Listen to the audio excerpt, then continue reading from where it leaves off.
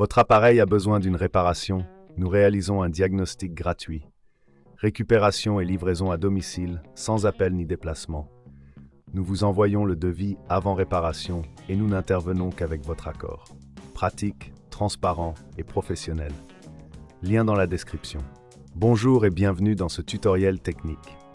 Aujourd'hui, nous allons apprendre à changer la batterie et le filtre de votre aspirateur Dyson SV10. Pour cela, vous aurez besoin de quelques outils essentiels, un tournevis cruciforme, un tournevis plat et un chiffon pour le nettoyage.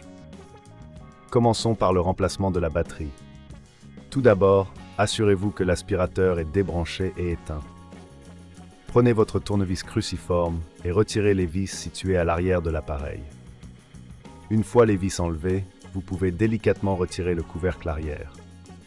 À ce stade, vous verrez la batterie. Débranchez le connecteur de la batterie en tirant doucement sur le câble.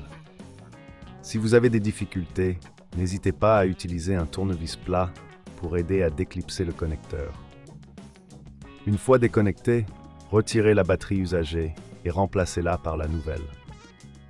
Assurez-vous que la nouvelle batterie est bien en place et reconnectez le connecteur. Avant de refermer le couvercle, il est conseillé de nettoyer l'intérieur de l'aspirateur. Utilisez un chiffon pour enlever la poussière et les débris accumulés. Cela aidera à maintenir les performances de votre appareil. Une fois le nettoyage effectué, replacez le couvercle arrière et revissez-le avec le tournevis cruciforme. Assurez-vous que toutes les vis sont bien serrées pour éviter tout mouvement.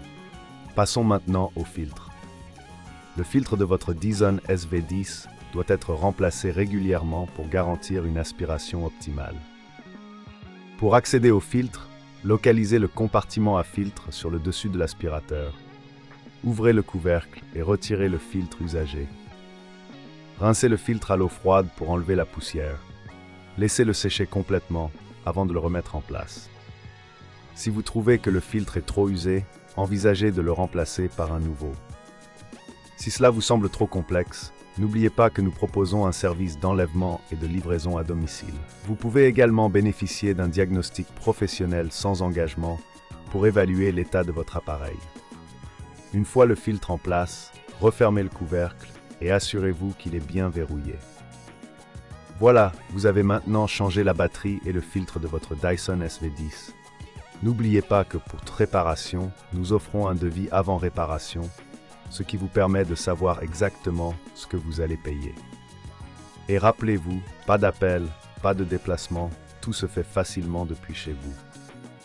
Merci d'avoir suivi ce tutoriel, prenez soin de votre aspirateur et à bientôt pour d'autres conseils techniques. Votre appareil a besoin d'une réparation? Nous réalisons un diagnostic gratuit. Récupération et livraison à domicile, sans appel ni déplacement.